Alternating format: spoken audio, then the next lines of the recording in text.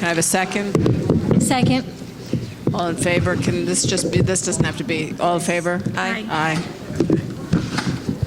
I'm going to call the meeting to order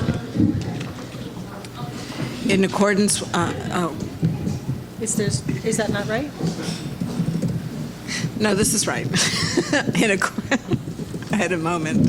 In accordance with the provisions of the New Jersey Open Public Meetings Act, the Highland Park Board of Education has given adequate notice of this meeting by having published the date, time, and place of this meeting in the Home News Tribune and has posted notice of this meeting at the Highland Park Middle School, 330 Wayne Street, Highland Park, New Jersey.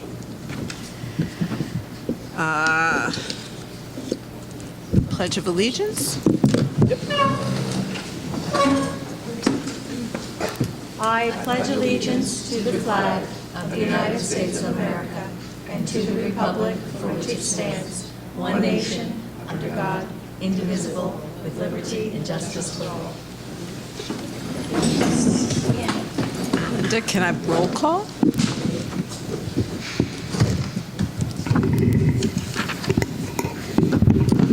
Ms. Aversa? Here.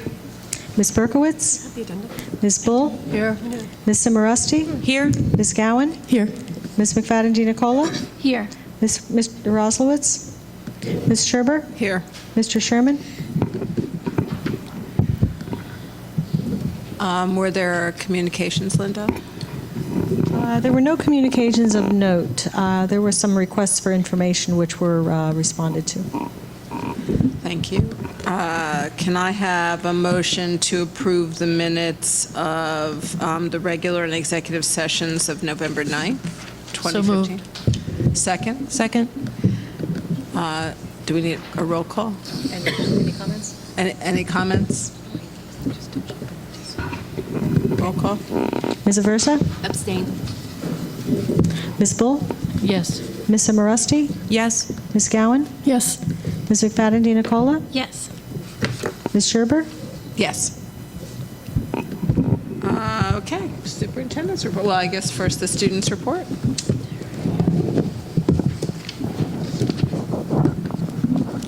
Okay, so this Wednesday at Irving, there will be a kindergarten Thanksgiving show. And at Bartle on Wednesday, there will be an awards assembly for honor roll. At the middle school, we have an announcement about Students in Action, which concerns Dee Dee Belton, who was here last meeting.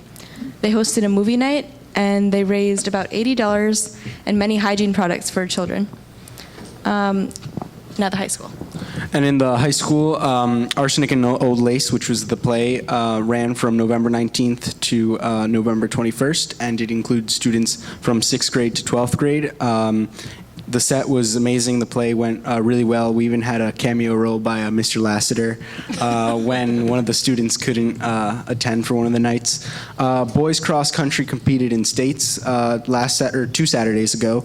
The Model UN Club returned from Canada. They had a great conference, and their next conference is in Rutgers from December 3rd to December 6th.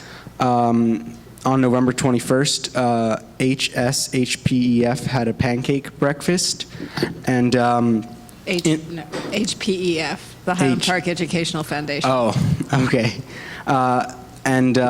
So this Wednesday in the high school, we will be having our 3rd annual service day, which is pretty much a day where all the students have a chance to participate in different events that help their community. So the DECA Club will be running a holiday card workshop where students will write holiday cards for the veterans. The Environmental Club will use old T-shirts to create blankets and pet toys for the Edison Animal Shelter.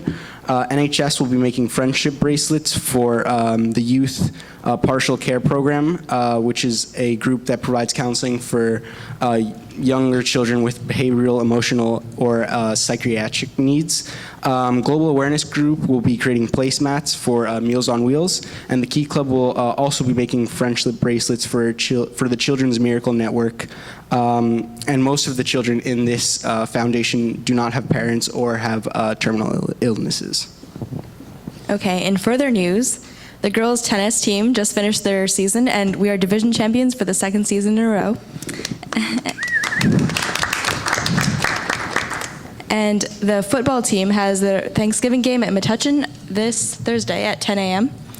And finally, Mateo and I have started a high school Twitter account, which is at @HPHS_owls, if anyone's interested in following that. Thank you. Thank you. I'm actually very happy to hear about all of the service that the high school students are doing. That's great. Okay, come on.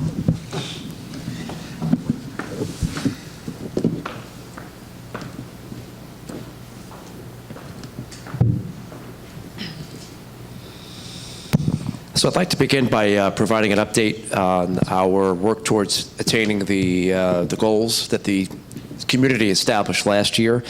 Tonight, what I'd like to focus on is how the district has been strengthening our ties to players in the community. Most recently, I had an opportunity to meet with Rabbi Daniel Lowe. Rabbi Lowe is the new principal of one of the two yeshivas here in our region, RPRY. Rabbi Lowe just got here about 4 months ago. He's actually a resident of Highland Park. We had the opportunity to talk about ways the district can collaborate, specifically in the area of promoting professional development to support teachers' use of Google Apps for education. RPRY has just rolled out its Google initiative. We've already been doing it for quite a few years. We do have a lot to offer, but they also have some new ideas. I had a chance to take a tour of the school and meet with the technology teacher, who was very energetic and engaging and has a lot that she'd like to share with our staff. So Mrs. Knapp and I will be talking about ways we can promote that connection on site here by bringing some of RPRY's teachers to us. We've also been reaching out to other local clergy. I had an opportunity to meet with Pastor Seth Caperdale about 2 weeks ago, and we're talking about ways the work that the Reformed Church of Highland Park is doing can support our kids, in some cases right here on site, if they are not faith-based. So we'll be continuing our discussions with Pastor Seth, as well as his work that will be tied into the safety committee that we formed, that we'll be having meetings with in the next couple of months. I also want to mention that Mayor Gail Mittler and the council president and I have been meeting on a monthly basis. We have a standing meeting. I believe it's the first Wednesday of each month. And at these meetings, we have been talking about ways that the borough and the district can work more closely together. We've already begun to talk about how we can incorporate more Martin Luther King Day activities here in the district that might be sponsored by the borough. One of the more exciting plans that I'm very interested in is the work that the borough and the district may do together to promote JerseyOn.org. Jersey On is a program that Darcy brought to the board and my attention that would provide free online access for low-income families. There is a minimal cost involved, roughly $95 to purchase a piece of equipment that would provide the connectivity. And the borough and the district will be talking about how we might be able to share those costs.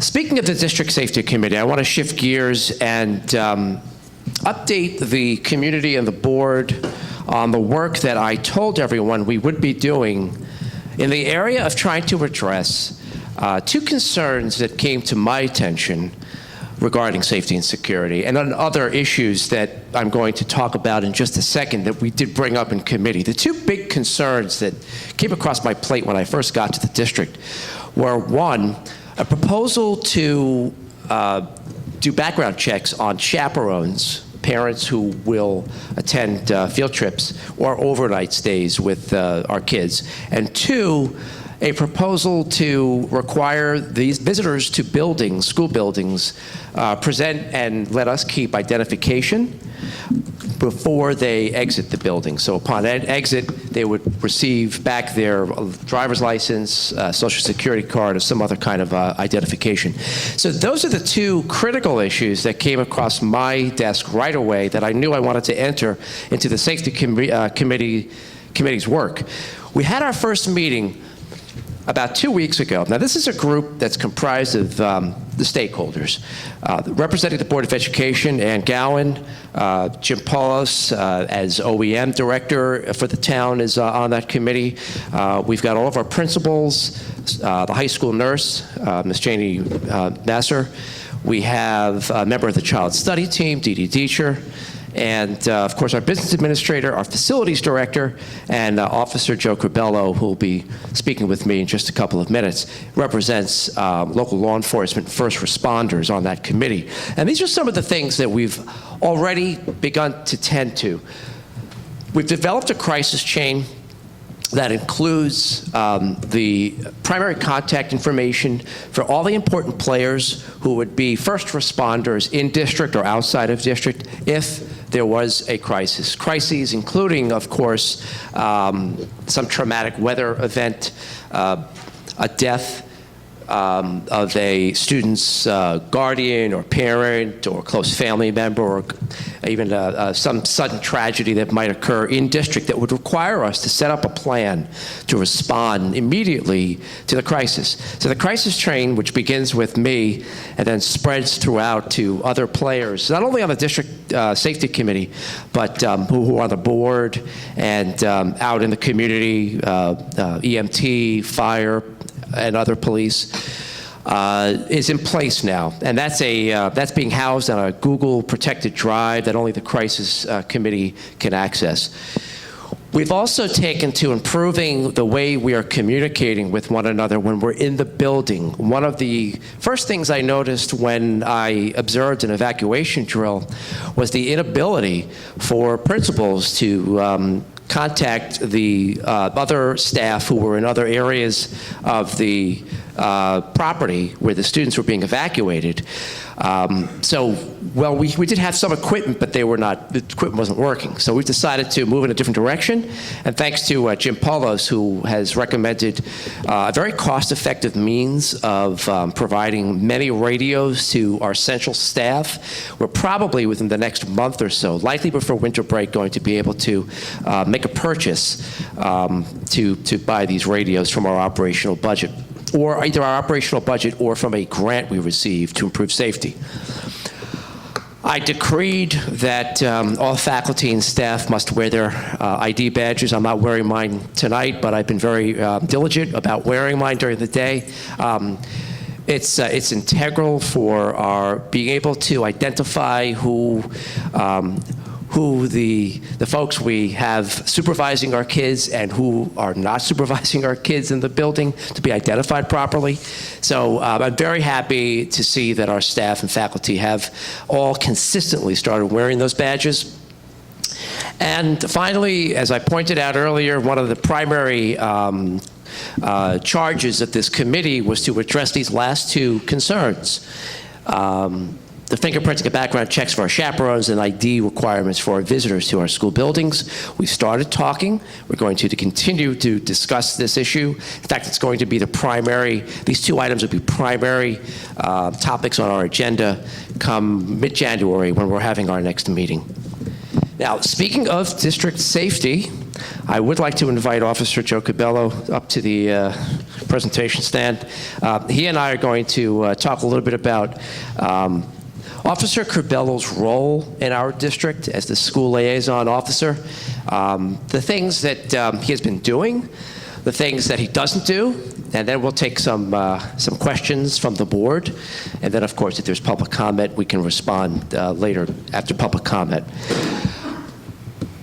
So I'm going to start by talking a little bit about why Officer Corbello is with us, and then I'm going to hand the mic over to him, and he's going to talk about the what he does and the what he doesn't. One of the primary reasons why Officer Cabello has been working with our students during the school day is to help build a stronger relationship, not only between the students and the faculty in our buildings, but also with first responders in general, law enforcement, EMT, fire. Officer Cabello's work is not just to represent the police department, but also represent those civic workers who serve to help when kids and community members are in need. He's also been very instrumental in liaisoning between the school district and the local police department when it comes to helping us enhance our security and safety measures. Officer Cabello knows firsthand what our school building lacks and what our school building is capable of, so that if there was an incident, he would be on the front lines working with his peers at the police department to help respond to an active shooter or a bomb incident, or at least a bomb threat. He's also been a very valuable resource in turnkey best practices. Officer Cabello goes to workshops frequently that we can't go to, and so he brings back the information he learns and shares it with the committee. At this point, prior to our last meeting, we didn't have a formal committee to air some of the ideas that Officer Cabello brought back to us, but now we do. We now have a platform, a venue that we could use to discuss with Officer Cabello what best practices might be applicable for our school district and what might not. And finally, well, besides, of course, maintaining compliance, helping us maintaining security and safety compliance with the Department of Education, he frankly helps keep our schools safe. I would never want us to come to a point of complacency because things have been in a relatively good state in our schools, unlike, unfortunately, in some other communities that have been struck by tragedy. So it is good to know that there is somebody we can reach out to help us maintain a safe and secure environment. Now, that being said, there are some myths that I hope Officer Cabello could now dispel, and also some things I want him to reinforce that I'm sharing here. So with that, I'm going to hand the mic over to you. Thank you, Doctor. All right, I'm not a professional such as Dr. Taylor, so please bear with me. Most of you know who I am, so let me go off by explaining who I am. I'm Officer Jose Cabello. I'm a police officer with the Highland Park Police Department. I've been a police officer 13 years. Please call me Officer Joe. Everybody calls me Officer Joe. It's easier that way. I'm really informal. I'm really, about talking with parents, talking with students, talking with staff. If you have a concern, I appreciate you reaching out to me. I'll come to your home. You can come to my office. I'll meet you anywhere. So I'm a parent. I have 4 kids. I have a 7-year-old, a 5-year-old, and I have 2-year-old twins. So this meeting gets me out of bedtime. So I appreciate it. As I said, I've been a police officer for 13 years. I am currently the youth officer for Highland Park. I deal with any matters for any youth in town. So if a youth has any questions, concerns, parents have questions or concerns, I'm the officer who will be responding. I've taken a lot of classes. I am certified by the state of New Jersey as being a school resource officer, even though I'm not. I have taken classes on autism and the autism spectrum, police interaction with teenagers, community policing, community and teens, police and teens. I've taken numerous classes, any classes that the state will give or the Department of Education will give in regards to that relationship, I will gladly take. I'm also trained in school safety, school security. We're currently going to be doing a threat assessment on all the buildings in town and in the school buildings in regards to what we could do to make it safer for our kids. When I say our kids, obviously I don't live in town. My kids don't go to school here. These are our kids. I consider myself a part of this community just as much as everybody else does. I am here. Like I said, I've been here 13 years, and I've devoted a large portion of my life to be here. So. Can you talk into the mic? Oh, I'm sorry. Please? I'm sorry. Sorry. Explaining that on who I am, I'll give you what I do. I mentor students. So a lot of questions are about how do I mentor? Sorry about that. One of the biggest things I do is I try to go to every club, every sporting activity. I try to go to a lot of games, a lot of practices, showing these kids that I'm here for them, that I'm concerned about them. Not only, I'm not here looking for certain things. I'm actually here trying to establish a relationship with them. A lot of the kids I've learned throughout the years of, being in Highland Park don't have a strong support system. Not everybody has, two parents at home or even one parent at home. So a lot of them look to me to show up. I get a lot of kids asking me to come to these events, come to the plays, come to their groups, and I try to do my best. The kids, all the kids know that I also have kids at home, so it's pretty tough. I've brought my own kids to some of the sporting events just to show the kids that I'm here for them. I've gone to various meetings. I've worked with the Highland Park Teen Center here that we have. I work with the live mentoring program run by Ashton Burrell. And, we work together with referring kids to each other.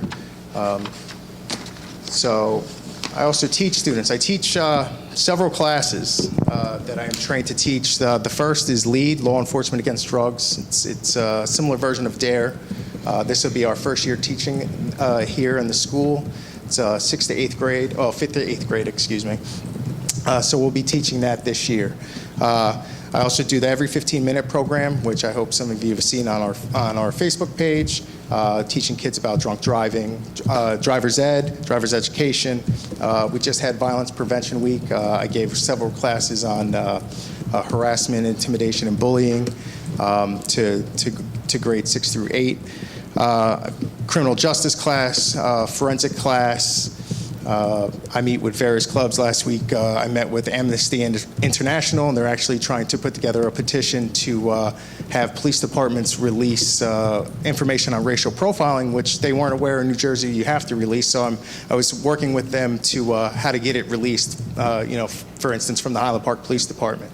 So very open, very transparent in what we're trying to do here, and if I can help any of the kids in that way, that I can. I also try to be a role model. I explained to a lot of the kids I had a tough upbringing. I didn't always have didn't always make the right choices. I didn't have both sets of parents. I had a tough life, and I explained that more to the kids, and to show that you can still do things. You can still make mistakes and still be successful in life. Try to show them that you don't have to necessarily be the A student in school to be anybody. A lot of kids feel that way. A lot of kids that talk to me, are upset because they're a C student and they don't think they can do anything, and that's farthest from the truth. I'm not a teacher. I'm not their parent, so I can tell them. They'll listen. That they can do other things. They can still go to school. They can still go to college. I have a lot of kids that come up to me and are upset because they're a C student and they don't think they can go to college, and they absolutely can. Some of the things I don't do. First, I will tell everybody I do not. That's my police radio. I have to have it on. First, I do not discipline students at all. Not anything to do with discipline. The only time I get involved is if it's a criminal matter. And again, if it's a criminal matter, my thought process is minimal, all right? I'm doing the least amount of possible. We have several options. As a youth officer, I have several options. Everything from an arrest, a station house adjustment, a curbside adjustment, just the informal talking, anything. The last thing I want to do is arrest any kid, all right? I know what it's like. I've been there personally. It's not a good experience. For me, it is more rewarding to talk to a kid, explain what they did, and see them improve from that. I'd rather see it done that way. So there is zero discipline from me. If somebody's running in the hallway or has a cell phone, they're yelling at their teacher, that has nothing to do with me. I would hope just, my presence alone would they'll be like, I don't want to do that, Officer Joe's here, but we don't get in discipline anyway. That is not anything that I deal with. I don't wear a police uniform. This is exactly what I wear all day long. I also have my school ID that I have. So this is what you see me in. There's no uniform.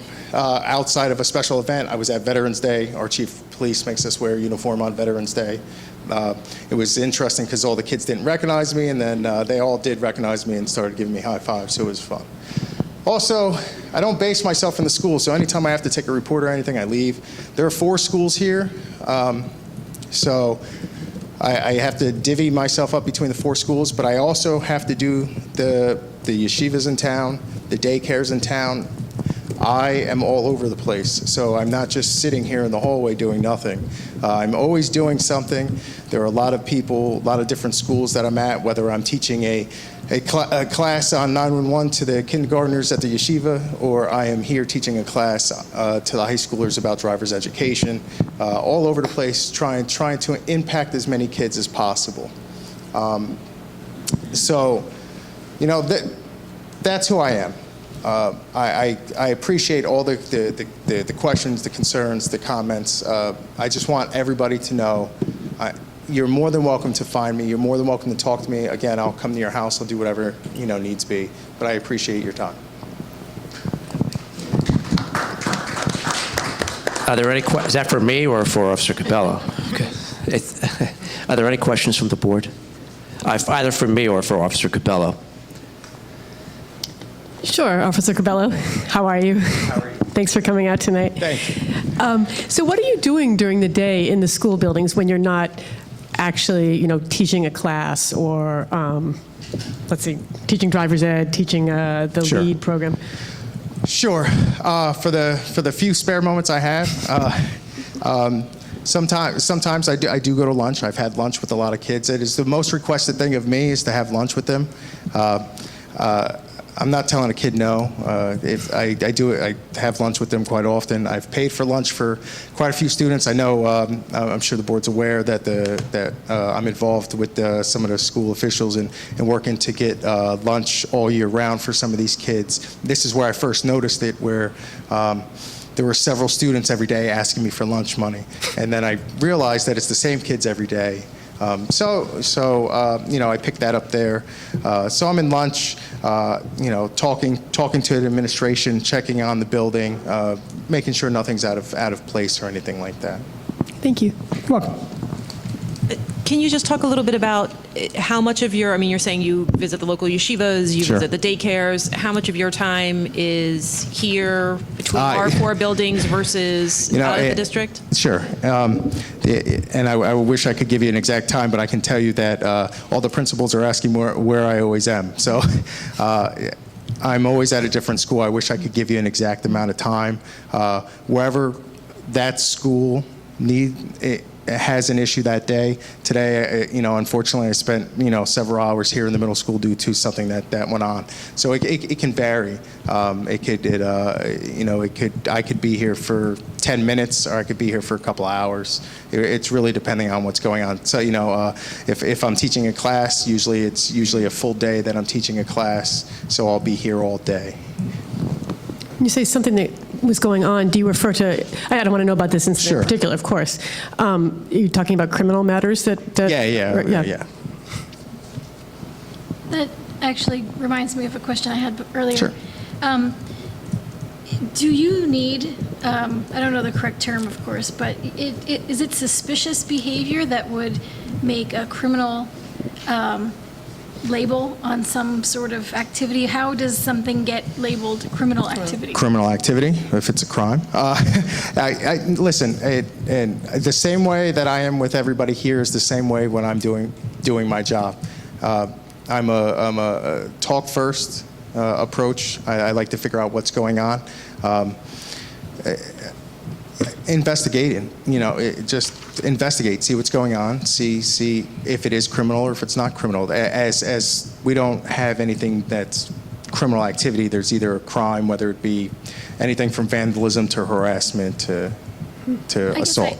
I ask because outside of school, as an adult, there's no reason that I need to, show for getting pulled over or for getting stopped by a police officer. A police officer can see something, is pretty much up to that person, up to that police officer, and I can be detained, as far as I understand. So is the same thing possible inside the school with our children?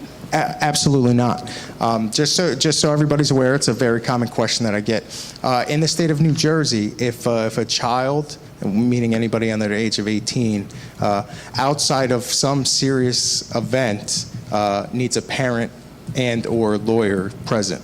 So if I thought a child was doing something wrong and I want to question them on something like that, school officials going to be notified, parents going to be notified. So if I think something like that's going on, my first phone call outside of getting a principal is always to the parent.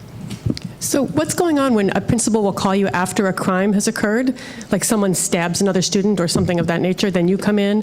Or do they call when there's an issue that might become criminal? Like, I'm not understanding exactly. Well, sure, either one. If there's obviously, if there's a stabbing, the police is notified. Right, that was an easy example, yeah. Actually, the Department of Education sets the standards for when they have to notify the police department. There's also a MOU that we signed that, Right. they say when we have to be notified. I can't even give you an example, but if a principal feels something is suspicious in nature or criminal in nature, she's going to give me a call, and I'm going to investigate it to the best of my ability, and go from there. I mean, I think what I'm curious about is Sure. what the threshold is for a principal deciding to call a police officer rather than call counselors. I mean, clearly, if there's a crime of violence, Sure. we all agree. Someone stabs somebody, yes, the police need to be called immediately. But I'm wondering about these events that might or might not be criminal that you're called for. So I can give you a scenario, Thank you. one of which I experienced in a different district. If I had a principal call me and say, Dr. Taylor, I suspect that one of my kids might be dealing drugs. It was in middle school. And so I reminded the principal that she had the right to search the locker, Right. which she did. And she did find that the child was in possession. And there were rumors that the kid was actually distributing in the school. So at that point, she called me back and asked me if I want to call the police as the next step. And I did. And that was, unfortunately, in that school district, we had a school liaison officer as well. We called it a school resource officer. So that individual knew this child and was able to very discreetly handle it so that it didn't, unduly embarrass the child or have to make a scene. I mean, I wasn't in the business of trying to make an example out of this kid. I wanted to help the child. So that was the sequence of events and something like that in which there was suspicious activity. So as a result of an officer in this case, knowing the child, knowing the circumstances, being sensitive and aware of a middle school child's way of thinking, we didn't cuff the child. We waited till the end of the day to watch. I don't anticipate that's going to necessarily happen here. Could, maybe not. But that not only is an example of how I think, a good example of how the train of events would happen, but I think it's also a good example of how beneficial it could be to have a relationship that we do currently with somebody like Officer Cabello. I hope that helps. Well, because it makes affecting the arrest less humiliating and sort of more discreet. That makes sense. And principals should know, and if they don't, I should remind them, I'm sorry to interrupt real quick, No, that's fine. that they should, I mean, before they pick up a phone and call law enforcement, they call a board member, they call, unless it's a 911 emergency, they should always be calling, speaking through me. And this is a discussion for another day, probably not while Officer Cabello is here. But I mean, I think the time is probably ripe for us to talk about when we call the police and when we attempt to do some sort of in-house remediation. Rumors of drug distribution, well, there's lots of that's a conversation we need to have. I'm feeling a little uncomfortable that perhaps we're calling the police for things that aren't clearly crimes or because we think a crime might have happened. And I think it works both ways. I'll give you another scenario that we actually had here. Thanks. I was watching a student. The student got into a lot of trouble in school, and the student was acting out of character, getting into a lot of trouble. And I saw this. It again has nothing to do with me. It's not my discipline, but I was able to relay to the principal that there was another event that occurred outside of school that they wouldn't be aware of. So they were able to to say, hey, you know what, this kid needs some other type of services, so we can refer the kid to the type of services that they need. Again, I'm not zero tolerance. The zero tolerance doesn't exist, at least not for us. Right, no. We don't do any of that. My goal every day is to help the kids. That's all. The last thing we want to do is see any kid get into any type of trouble. So I want to kind of try to maybe bring this back to where Sure. A lot of the concern stems from. And I mean, you know this because you've lived it. There weren't discussions leading up to all of a sudden us finding out that you were in our schools. So we've had to do a lot of like, okay, but hey, now what are you doing? So what is your purpose here and why are you here? And that question has come from kids, that question has come from parents, that question has come from segments of our community. So now we're backfilling our story. As a board member, I'm still not 100% clear why you're here. I mean, I can see that you're a lovely Of course, person, yes, we all- that, Thank you. you're a family man, that you clearly care about children. But to me, I almost want to go back pre-May when you came and find out what the problem was we were trying to solve for. Because what I hear you saying is, I'm not here to discipline. I'm not here to arrest kids. I'm not here to do all these things that people are worried. If you just let me finish, I'm sorry. People are worried that you are here for. So if that's not why you're here, if you're not here because we do want police presence in our schools, then what did we want here? If we wanted someone for children who don't have lunch money, for children who are making bad choices, for children who are doing all these things, perhaps what we really needed was a social worker. Perhaps we needed a full-time social worker that was committed to nothing other than working with that population of students that are having those issues.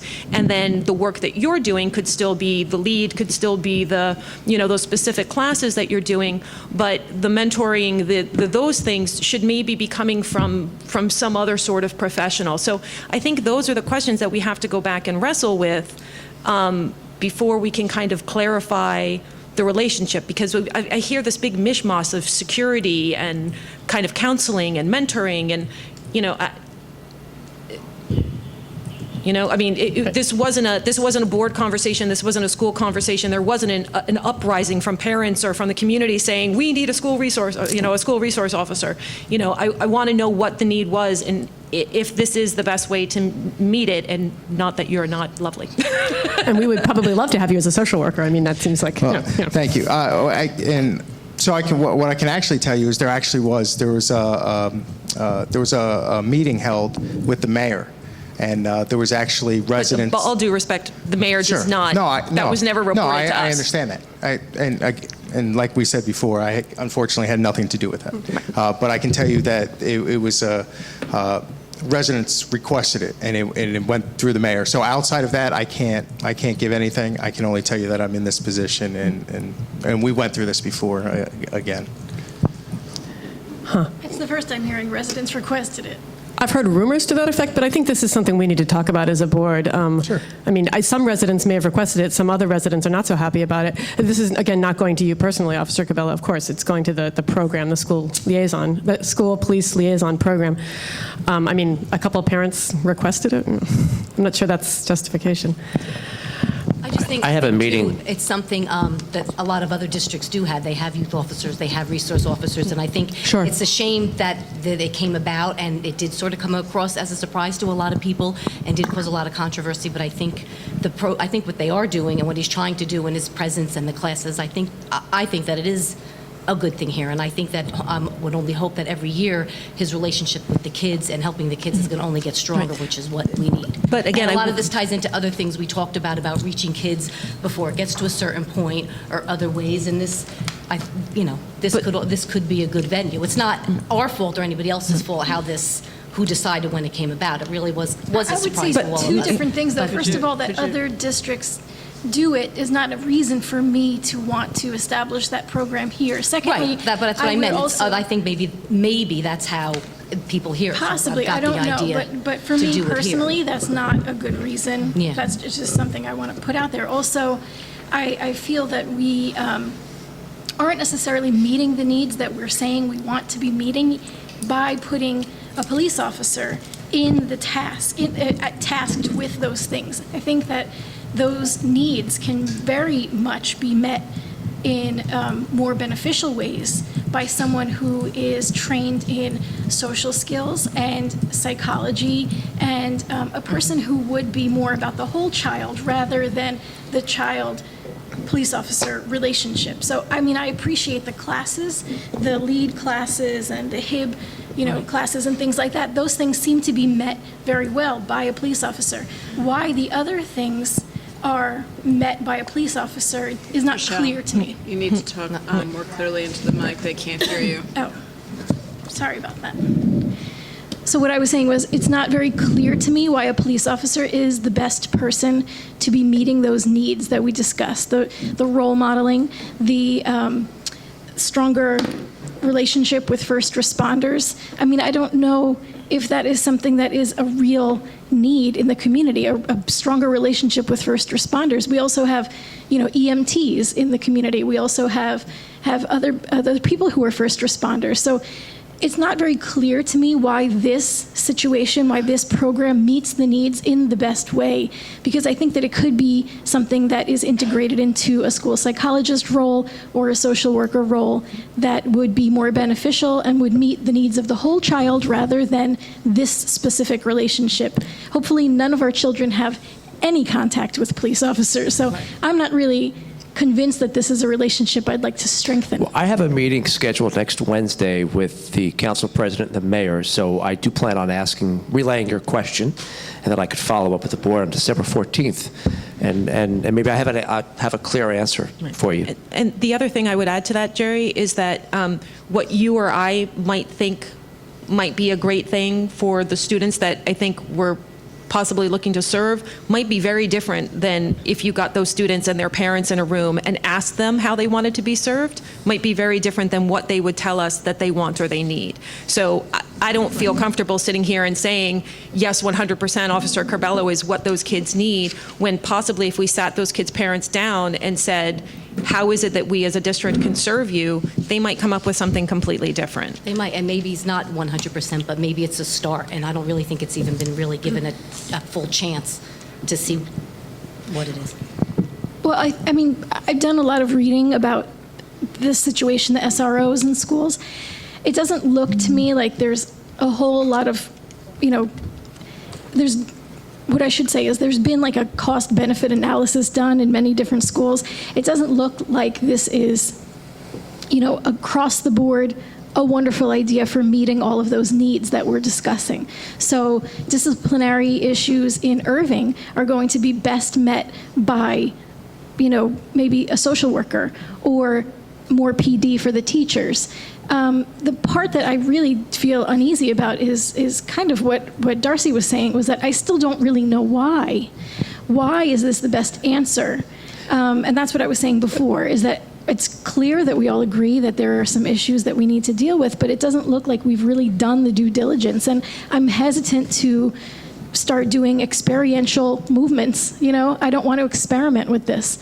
I do feel like we need to think about this. Again, let me get back to the board on December 14th and with an answer to that question. It's a legitimate question. Are there other questions about my report that you might want to ask? If so, I'm going to sit down in just a second and you can ask about either the goals update or the safety committee's work. Just give me 1 second, I'll sit down.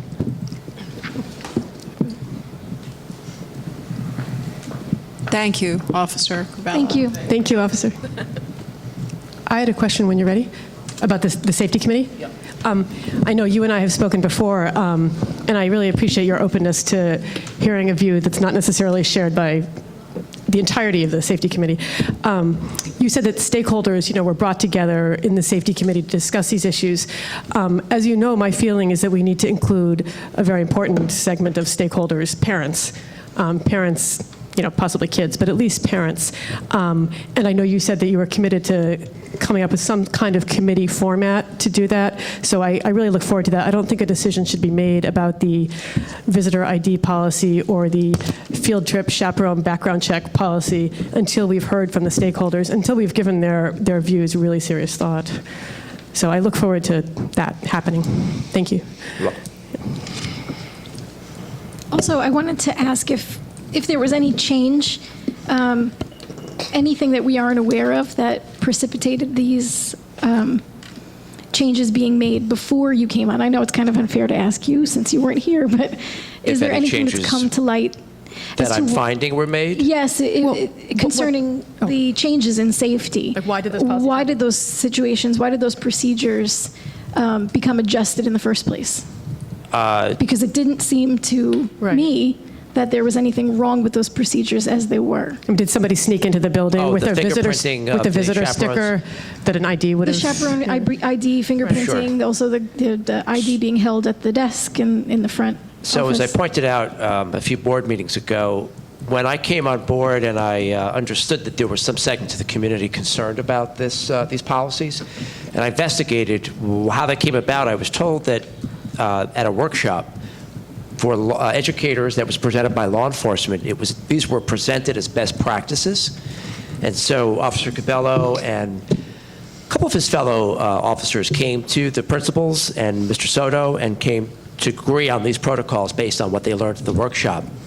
Now, what I'd rather do going forward is when we hear about these best practices, we vet them together. And as president, I told you all the folks who are on that committee. So you don't just have the administrators around the table, you have a social worker who worked with kids closely who were in crisis, for instance. A nurse. So that's how it came about, and going forward, now we have all these folks around the table. I think we can do an even more effective job making sure we come up with the right solutions. I hope that you'll consider including somebody like, I know Pastor Seth is, I believe he's officially on the committee. I mean, it'd be great to hear from him from the perspective of, well, actually, he runs a program out of Reformed Church, for a reentry program for former offenders. And I know someone involved in the program lives in my, little micro neighborhood. It would be great to hear from someone like that about what this would mean, that he would probably not be allowed to chaperone his child on field trips, depending on what the specifics of the policy are. I mean, that's something that, as an entire community, I think we have an interest in attempting to bring people back and help people's parents be part of the school. So I would hope that we would hear from actually people in the program. Sure. So I'll just touch on what you and I discussed previously, and that's my vision for going forward. It's important that at least some level of the district safety committee remain confidential for the sake of safety and security. Of course, right. In fact, I'm very cautious, and I will be cautious about what I share publicly about the results of what comes out of the safety committee. On the other hand, I also recognize that this is a very involved community. I've lived here for 21 years, and I know that from an inside-out level.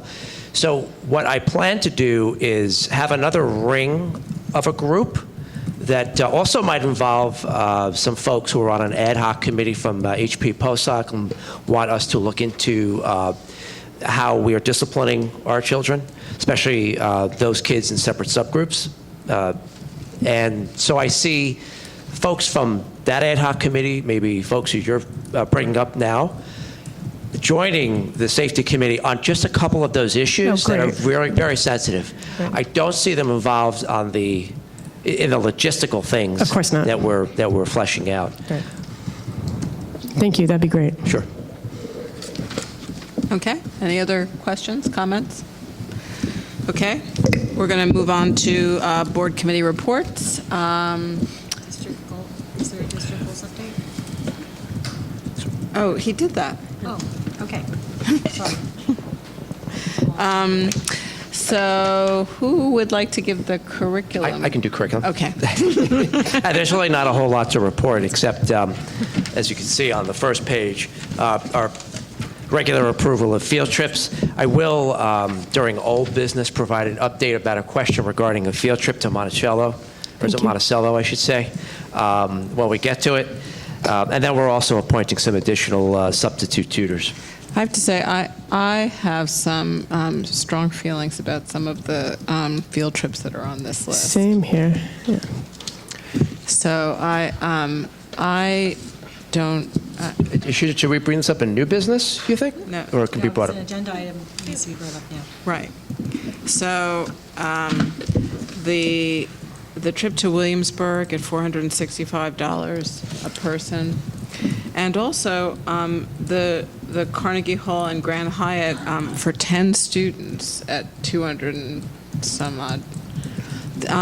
We have had discussions about these kinds of trips over the years. We have had multiple discussions. And at one point, I know that the high school music program had sort of agreed to scale some of these back so that instead of 2 nights in a hotel, maybe it was 1 night in a hotel. It seems like $465 is just an onerous amount of money. I just... And they don't seem to be able to do the fundraising necessary to offset the costs. In any significant way. It is, I mean, and we do, the school essentially promises that anybody can go, which sort of throws the burden onto a budget. Something else about that. Sorry, I'll get it in a second. I'm wondering, I know that it's been discussed before about how if there's a student who really wants to go on one of these trips and is qualified, he or she can reach out to the school nurse about funding.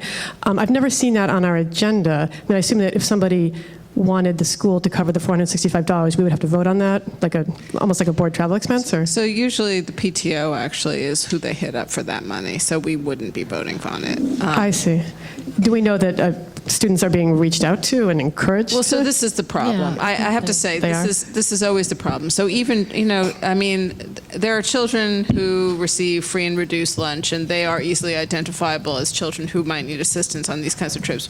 There are an awful lot of people in our district, as you have both pointed out in the past, who aren't on free and reduced lunch, but who are not able to write a $465 check, and who don't want to discuss it with us. Sure.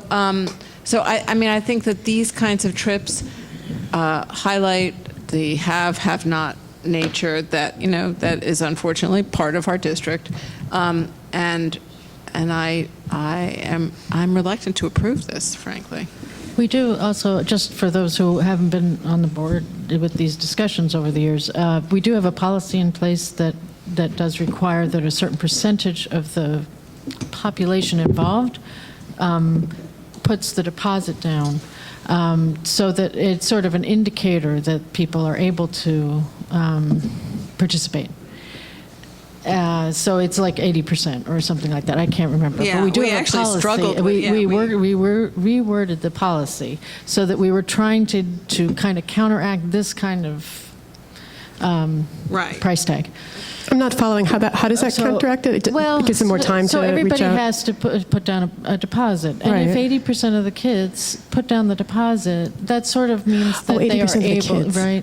I see. So you've got your majority who can apparently afford. And then, I mean, there are some fundraising efforts, but And so the idea is that based on that percentage, then the PTO or the school would help fund the remaining 20%?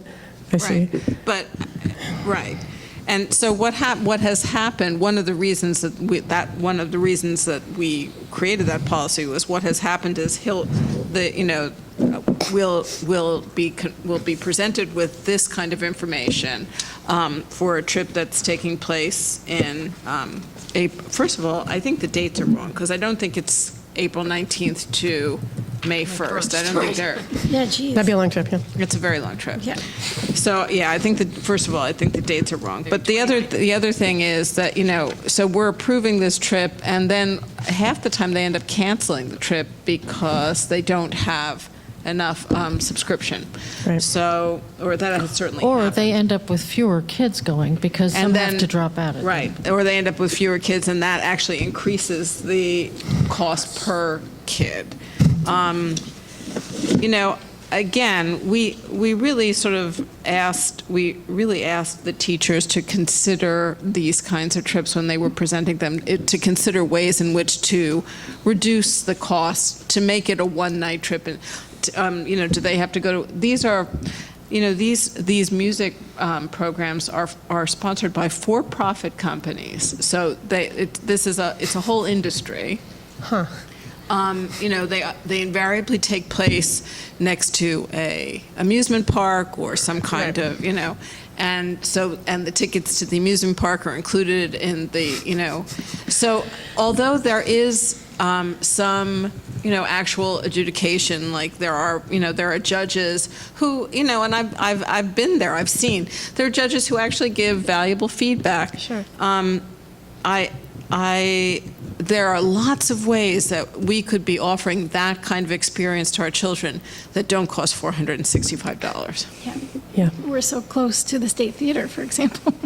McCarter Theater, I mean, just tickets alone to see a show. Well, these are for would be- performances. No, I understand that, but I'm just saying, we're talking about children having the opportunity to perform. Yes. Which is not what they do at the State Theater and No, at McCarter. But there are other opportunities, and there are other opportunities, closer opportunities. So, Can you name a closer opportunity? right now, off the top of my head, Rob, no.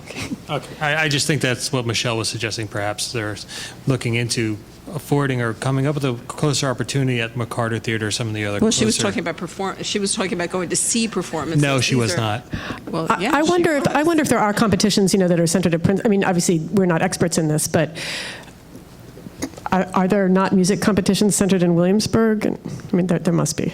I'm sure that there Maybe I'm are. talking out of my Williamsburg Heritage Festival. Are there not music festivals and music competitions with qualified judges? This one comes with a Rover dinner cruise, apparently. Sure, I'm sure it does. Right. Yeah. Oh, thank you. Thank you so much. I remember back in the 80s, we did lots of music contests, and they were not next to amusement parks. I mean, maybe this is the way everything is now. No, yeah, this is Busch Gardens. Wow. Ceremony, they all, yeah. I would this is never have pretty gone to tasty. any of these. This is incredible. This is really hard. You make a good point, Anne. It's the students that are not free and reduced lunch. Seems like what my family would have been. You can't go, Anne, $465, and you're not going to go begging the PTO for money either. This is a real hardship on people. Well, and I mean, the Hershey Park that the kids do in middle school is kind of like, it's become a thing, Yeah. It's become this like a big fundraiser thing. We do, there's a dinner that's a group of parents do every year to raise money for that. I think if there's going to be a high school equivalent, it's got to come with a similar kind of thing to lower that price down. I mean, $465 is just onerous. This is definitely a valid issue, and I echo what you said, Ann, about the haves and have-nots. A suggestion to the board that we consider moving through the year and then talking about a fresh start next year. Is patience going to be an issue in that respect? I mean, I'm just concerned that the culture is such still, like you suggested, Darcy, the middle school kids expect this. It's almost like something that's ingrained in the way we do things here. I'd like to make this change. I think you're all on the right track. Well, I have to say, like I said, we have canceled this trip as often as we have run it because he has been undersubscribed. So I don't think there is the same kind of tradition in the high school. And it often conflicts with other sort of senior activities, so seniors don't go or whatever. So I have to say I'm reluctant to approve this. Right. No, and I mean, I brought it up because the other one is so kind of stable. We do fundraising for it, so we know that we're going to lower the cost to make it more affordable to bigger groups of kids, and it does have a big turnout every year. It's well established. I don't know as much Although about I have to this one. say, it's run by the same company that runs this. And it's Right, like right. this company. Yeah. It's a for-profit Yeah, company yeah. that runs all of these trips. Yeah, it's absolutely. So what would the cost be to the district if we approve it and it ends up canceled? No, nothing. It just wouldn't happen. Well, no, that's not completely know. true because then if he ends up paying deposits, Right. we'd have to cover those. These trips aren't until the spring. Yeah. I can get back to the board by email about that. We can't discuss it, obviously, by email, but I can respond. Yeah, because if there is a way to approve it with the opportunity for it to be canceled at no cost to the district or very limited cost to the district, as opposed to just canceling it or not approving it now, then there's no opportunity for the students to participate in this. We don't have to approve it now for them to participate in it. Right. Is this something that has been told to the students. the faculty, I guess?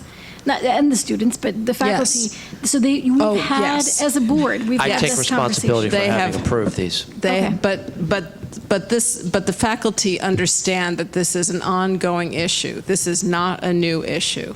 The faculty understand that this is an ongoing issue. Okay.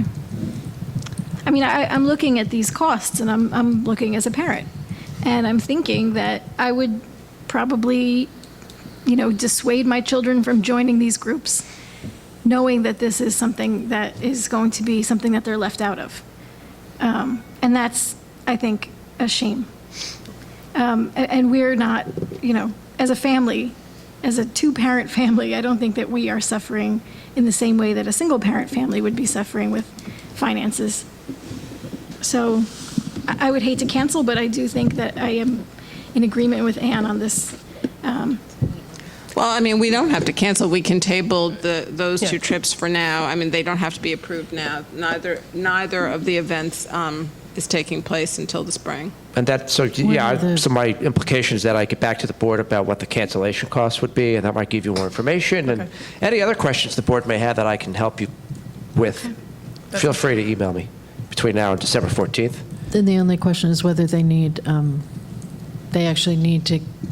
We need to revisit that policy. Well, no, it's actually whether we actually have to approve this at this meeting for them to sort of, to be. I don't think so. No, I don't think they so. don't have a deadline. Yeah, because we've actually we've approved or not approved these trips much closer to the actual event before. I mean, the one for December 18th, that's not the one that we're discussing. That's No. $10 a person. Right. Okay. Just one more question. Looking at the Carnegie Hall and the Williamsburg, it looks like all of this is funded by students. Yes. Yep, that's the problem. Okay. I understand. Thank you. Finance Committee report, or are there any other questions, comments about curriculum? Finance Committee report? The Finance Committee did not meet tonight. Items 4 through 13 on the agenda refer to monthly financial reports that are completed after the independent auditor has been here. Item 15 refers to donations from the Ed Foundation. We're very grateful, as always, for those. Let's see. Item 19, we're also thankful to the Polos family in the class of 1965 for their donations related to the construction of the outdoor classroom that's right out here near the middle school building. Item 20, our supervisor of funded programs, Jennifer Knapp, discovered this donation opportunity. So there'll be a free interactive board, and the costs are just for installation. And this will be at the high school. Do we know where in the high school it's going? Just out of curiosity. In a classroom in the high school is all it says. Somewhere. I can answer that in a few minutes. In the meantime, the auditing firm will they've done their field visits. They're going to finish their report due to the state by December 21st, so probably in January, Mr. Colitano will be here to make his report to the board. Any questions, comments? And the addendum stuff? Let's see. Well, let's see. Addendum items 23 and 24 is about the wall at the Irving School that was affected, and they're doing some dry patch on the asphalt in the parking lot to try to get the water to run away from the building rather than toward it. Item 25 and 26, the dumpster at the rear of the back parking lot at the high school was sitting on dirt and has become unstable, and they are putting a concrete pad underneath it because that's required by the company that takes the trash away. And items 27 and 28 refer to the mold remediation in the middle school. I might just take this opportunity to say how grateful I am to Linda Hoffela for having kept us organized while I've been on the Finance Committee. Her notes are very clear and have really helped me understand a little bit more about the finance and facilities business. Also, she's been one of the stable things here for the 7 years that I've been on the board, and it's very hard to find a good BA in the state of New Jersey, and I believe that we have one of them. She really knows the business here. She knows this district very well, and she has been a great source of information. And Thank you very much. You're here. Personnel? Personnel did not meet tonight. Okay. And the agenda items Those are? the personnel items. And the policy committee also did not meet tonight.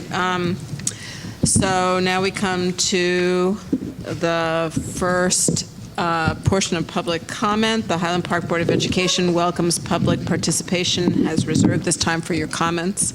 If you would like to address the board, please go to the podium and sign your name and address. Really? Nobody?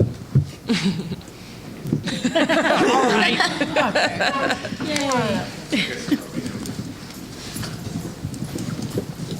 So I'm Justin Burton. I'm at 40 Cedar Ave. I have some thoughts that I typed out here, but I also have a question. Officer Corbello, you mentioned that you don't wear a uniform to school, but I've heard that you do have a gun. Is that true? That is correct. So when you're in the schools, you are armed? What? Okay. I thought we talked. So I do best if I type something out and read it, so that's what I did. So I'm going to read.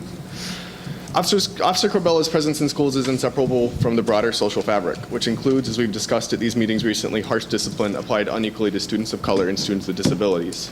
There is a school-to-prison pipeline that criminalizes some children and prepares them not for college, but for jail. While the idea of fostering positive relationships among students and police is a fine goal, it must happen with a broader understanding that not everyone is policed in the same way. Some communities are deeply distrustful of the police, and logically so. People of color populate our prisons in appalling numbers, and as we've seen over and over again, especially recently, are more likely to suffer unnecessary and deadly force at the hands of the police. Introducing a police officer in the schools will not be comfortable for all of our students, and they have no choice but to be here. That's the big thing, right? I don't want to go somewhere where someone is present that makes me uncomfortable when I don't have a choice about whether or not I have to be there. That's what I would like for us to consider. Compulsory contact with the police officer might benefit some students, but will impede and endanger others. The Officer Corbello doesn't plan to discipline, doesn't plan to arrest, doesn't plan to use force. He is empowered by the state to do so in a way that the rest of us aren't. No school resource officer would stand in a room like this and say anything different than what Officer Corbello has said. But the reality is that an incident like the one that occurred at Spring Valley High School in South Carolina, where a girl was slammed to the ground and forcibly arrested for being verbally disruptive in class, is part of a larger pattern of aggressive police force that targets people of color at greater rates than other populations.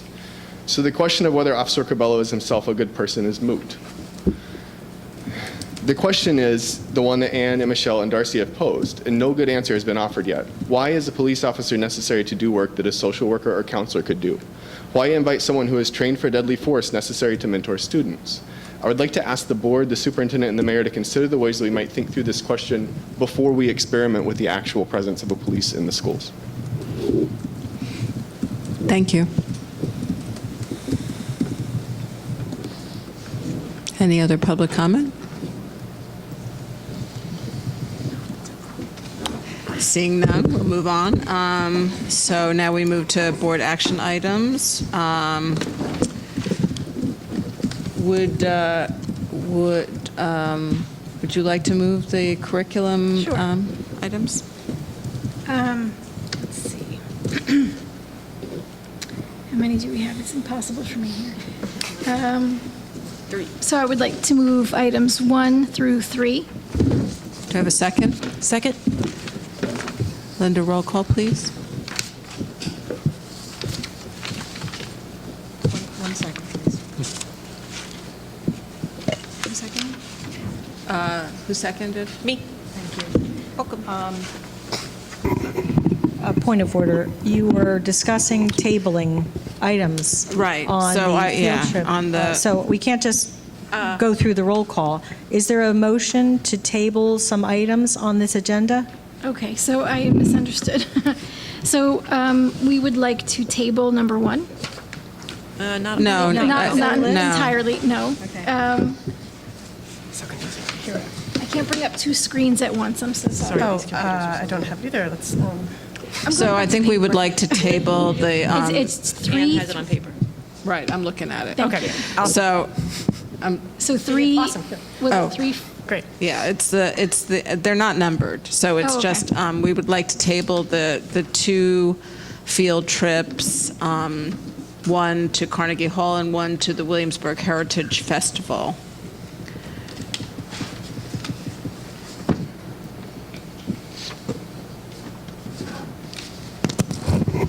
That leaves three field trips on the list that will be moved. Okay. Moved, exactly. Number one, that's right. So we have a motion to table yes, those so I would like two. to move items 1. Wait, that you had a Can we- motion to table, so I need a second. Oh, I'm sorry. Second. Okay, so we'll have the same people moving and seconding? Yeah. Okay. Do we need to actually vote on the tabled items before we vote on the regular? Yeah. Okay, so a roll call for the tabled items, please. Right. Motion to table the two field trips to Carnegie Hall and to Williamsburg, Virginia. Ms. Aversa? Yes. Ms. Bull? Yes. Ms. Simoresti? Yes. Ms. Gowan? Yes.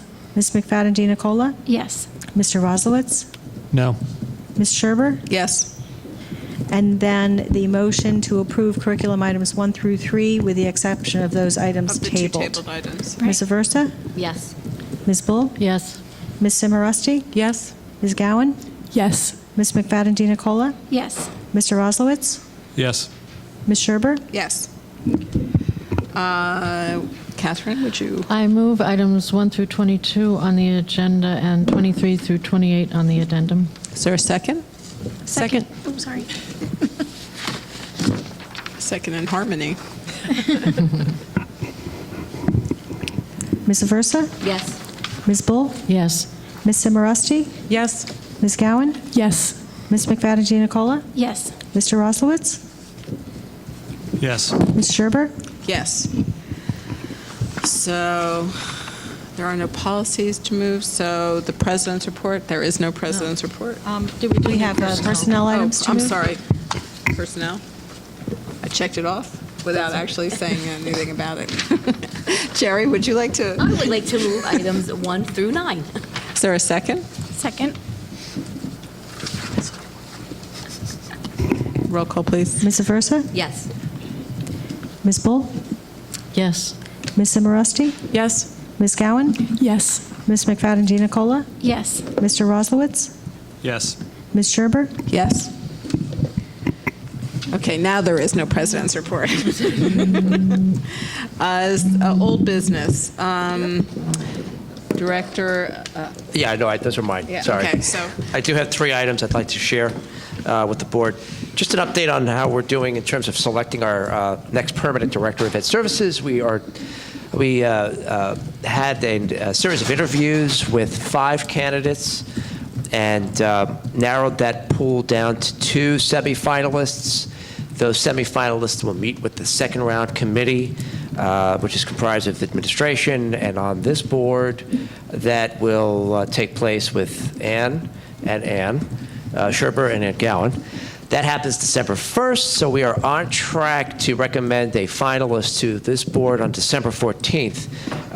The Middlesex Regional Educational Services Commission has already conducted or is in the process of finishing reference checks on both candidates, so I'm very pleased with that so far.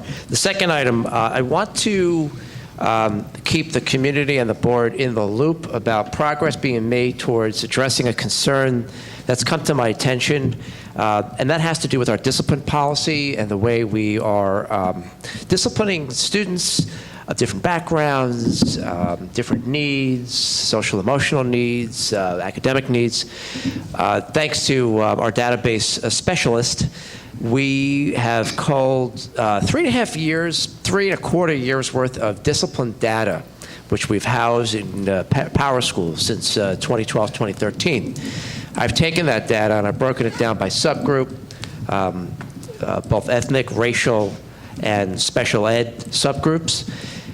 We're actually developing tables and charts and trying to put it in some palatable form so that the next step would be to bring together the ad hoc committee from Highland Park parents and students of color and members of this board, members of the leadership team, perhaps some teachers together, and look at the data, see what it tells us, and then consider any action plans we need to bring on board. The third item has to do with field trips. Rob, I believe you asked about the Monticello field trip. Ms. Asamoah, Teen Center Director, who runs the field trip, did get back to me. The question was about who is able to go on this field trip. The field trip is open to all students. Starting January 4th, the Teen Center is going to start to put the advertisements out, the paperwork together, and the final selection is going to be on a first-come, first-served basis. So I think that answers the question that you had. That's it for me. Oh, please. I'm so sorry. I thought you were pausing. So this is not an enrichment program for a certain group of advanced students? No, it's open to all students. Okay. Wonderful. Thank you. Well, I think part of the question, though, too, was whether or not additional students could lower the cost per student if we were able to open up, because right now I think it was just a limited number of students. So if it was expanded further, I don't know what the interest is, if there are even going to be that many interested, but. I'll find out for you. Thank you. Yeah, I'll email the board the answer to that question. Any other old business? Yes. On Saturday, I attended the New Jersey School Boards Association Delegate Assembly, which I've been updating everybody about. Probably added infinitum at the last few meetings. But it was very exciting. So at that meeting, I presented our resolution, which was the resolution that dealt with the language provisions that Governor Christie had added into the fiscal year 15 and fiscal year 16 budget, which gave charter schools across the state more funding than they were actually due according to the New Jersey Charter School Program Act.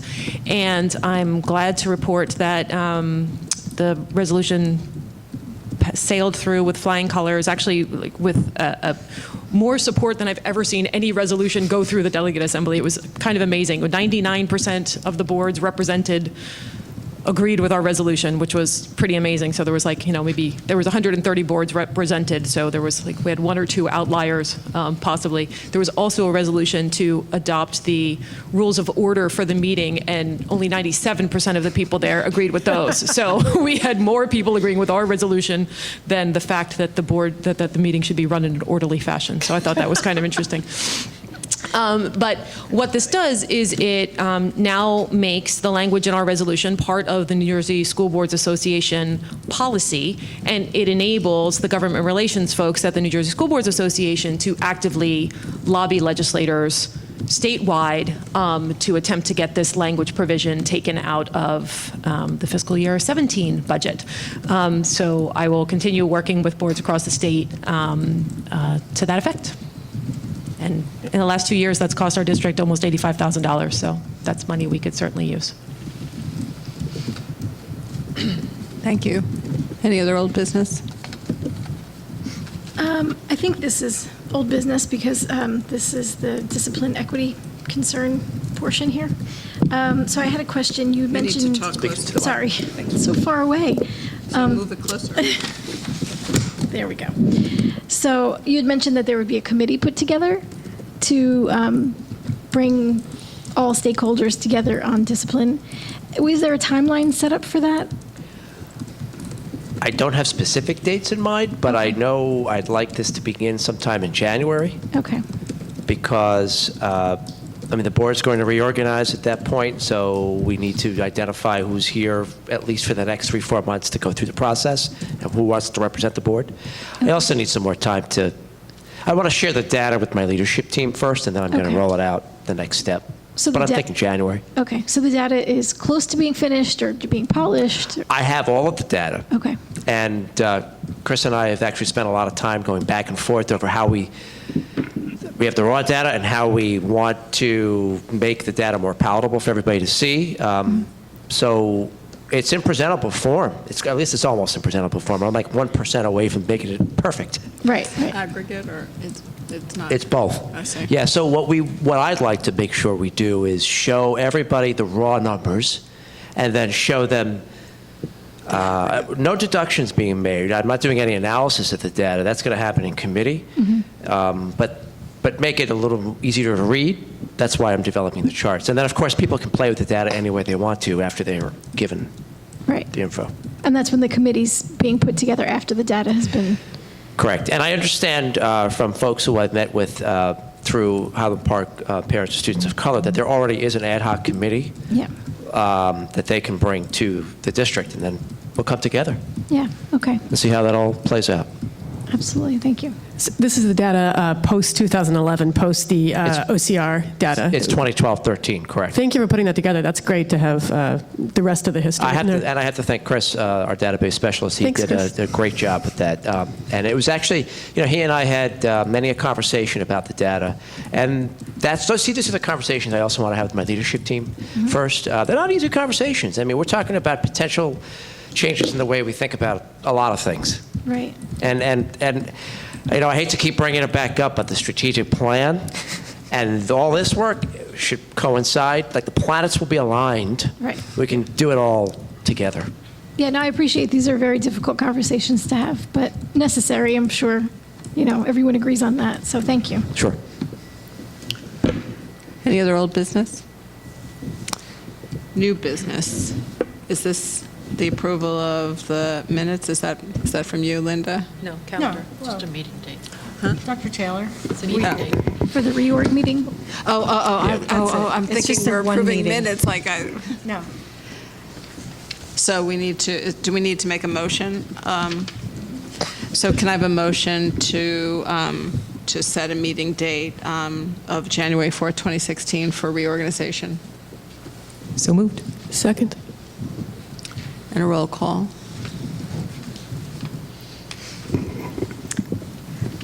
Ms. Aversa? Yes. Ms. Bull? Yes. Ms. Simoresti? Yes. Ms. Gowan? Yes.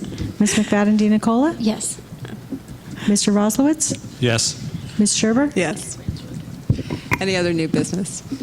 Yes, I have a couple of items, and not to be all talking about charter schools this evening, but seems to be a theme. I wanted to let the board know and let the community know that I recently found out within the last week that there's been an additional charter school application in New Brunswick. Actually, the region of residence, according to the application, is New Brunswick, Edison, and North Brunswick. So those three districts have been made aware of the application, but as we've seen with other charters, we are not in the region of residence of Hatikva, but we are losing, I think at this point, over $300,000 to Hatikva. So any charter school that is in our general vicinity becomes our concern. So that's something that, I think the board wants to take a look at. The way that the New Jersey Department of Education does charter school applications now is a little different than it used to be when we were going through everything we were going through with Tikkun Olam. It's now a two-phase application process. So this application is still in the first phase. The first phase applications were supposed to be approved or denied last Tuesday, but the Department of Education has not done so yet, so we've been kind of waiting every day to get word as to whether or not this application is going to move on to the phase 2 of the application process. If it doesn't, great. We don't have to worry about it right now. We'll probably have to worry about it in March when the next application cycle happens. But if it does go into the phase 2 part of the application process, then I will certainly come back to the board, and I think we need to start discussing what our response would be, and I would hope that we would coordinate a response with the other districts, and because that has certainly seemed to be helpful in the past when the districts coordinate our efforts. And then the other issue that I found out about just on Thursday, I believe, of last week, is that Hatikva has applied to expand yet again. So Highland Park has appealed the last expansion, which added a middle school to their K-5, their original K-5 charter. It added grades 6 through 8, and now this expansion would add an additional class per grade. So right now they have 2 classes per grade, or 50 students in each grade, 25 students in each class. This would give them 75 students in each grade, which would add, 9 grades, 25 kids per grade. So it's a pretty big addition. And right now, that is the charter that we're losing the majority of our funds to. So if that adds another couple hundred students, that could potentially be devastating. Now, this application is just is. There's no phase one. There's no phase two. We need to hit the ground running on this one. One nice side effect of the delegate assembly on Saturday was I was in a room with 130 other, delegates from other boards, and one of the delegates that stood up and who rose up in support of our resolution and spoke in support of our resolution was a board member from South River, and South River is being dramatically impacted by Hatikva. Again, just like us, not part of the application, totally broadsided within the last 3 years. They've gone from 3 or 4 kids and losing about $40,000 to losing over $200,000 and having to come up with those funds. And the board member let me know that this year, because of the additional funds that are going out to Hatikva, they had to let go of 2 teachers, and that their class size in first grade now is up to 29 students. And that's just heartbreaking when one school now has 2 teachers for every 25 kids, and another school has 1 teacher for 29 kids. So we need to do a lot of outreach. We need to talk to a lot of these other districts. We need to educate them. We need to let them know what their options are. We need to encourage them to join our appeal. We need to do all these things. So the districts, well, only East Brunswick has the opportunity to respond according to the charter school law, because that's the only official district of residence. But as we've done in the past, all of the districts will respond. We'll try to get the attention of the Department of Education in any way we can. So that we'll be looking at that over the next month and a half. We have until January 11th to submit some sort of response, and I would hope that the board would submit a very strong response to this. That's on the Hatikva expansion? That's on the Hatikva expansion, okay. Yes. So a response meaning a letter that we draft? A letter that we draft, or a letter that Jonathan drafts. Right, I mean, I think at this point, now that we have an active appeal, Jonathan's got to be involved in any kind of response that he probably has all the language ready to go. Yeah, it's a form letter at this point. Do we need to talk about authorizing to do that now, or can we wait till the next meeting? I think he was going to come and speak to us in closed session at the next meeting. In closed session. Great. Oh, and that's the new charter in New Brunswick. You said March would be the beginning if they pass the next round. No. So right now I'm waiting to hear, and possibly tomorrow, whether or not they've made it through this phase 1. If they make it through the phase 1, then this application cycle keeps going. And I believe it's like December 21st they have until to get their second phase. Their phase 2 application submitted, and then we would get 30 days, I believe, from that date to respond. I mean, actually, we don't get anything. Someone would get. Right, exactly. At New Brunswick, Edison, and North Brunswick would get the opportunity to respond. But we've responded on other applications, even though, we're not part of the district of residence, just because we know the drill by now. We know even if we're not, we will still lose kids and lose funds. Right. When you look at the district, it's crazy. If you go on a map and you look at New Brunswick, Edison, and North Brunswick, we're literally like a pool right in the middle. Yeah. I mean, it's just preposterous to think that this isn't going to impact us. Is there a reason that we're left out of that? That we're not named as a district of residence? You'd have to ask the gentleman applying for the charter. I'm so curious. Do you know what the specific flavor of this charter is? What it's trying to create? The one in New Brunswick, yes. This is a gentleman who's was the founder of a charter chain in Los Angeles that was specifically geared towards low-income minority students specifically. It's a no excuses style charter, which is very much the kids sit at their desks, their hands are crossed, they're very still. It's just kind of like a drill and kill kind of philosophy, although this guy kind of mixes that up with arts and sports, and it's a very strange combination. No excuses, arts. Yeah, exactly. He somehow seems to meld both.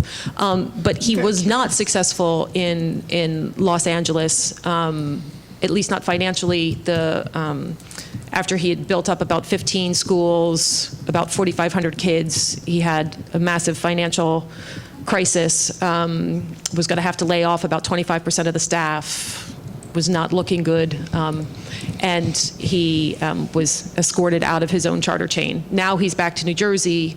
He's from New Jersey, and he's opened one in Plainfield, just opened in August, and now he's already asking the Department of Education for 2 more, one in New Brunswick, one in Asbury Park. So he's looking to build another one of these charter chains with, I mean, New Brunswick is, you know, really the perfect place. There's only one charter. Urban districts are starting to become saturated with charters, and New Brunswick, for lots of reasons, has not. But I think people are going to start seeing the opportunities in New Brunswick now that there's a new superintendent. Richard Kaplan is gone, Richard Kaplan was like my greatest ally ever on these issues. He was fantastic.